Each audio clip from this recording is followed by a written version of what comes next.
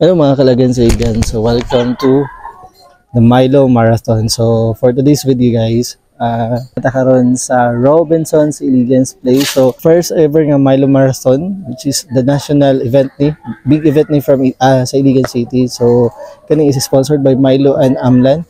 So as you can see, it's already 3 a.m. So we have 6,000 plus mangyata ang runners today.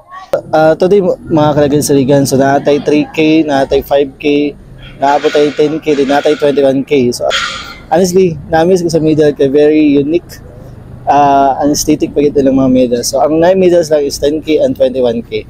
So katong gusto matin karon sa 6,000 world plus, itag ko ninyo. Thank you.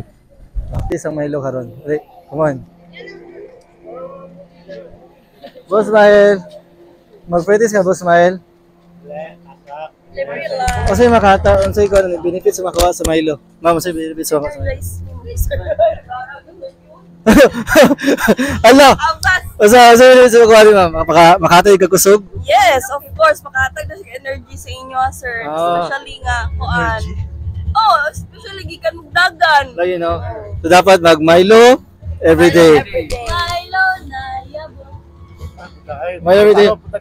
Milo everyday, guys. Dili lang exit sa. Ay, namiyo eh.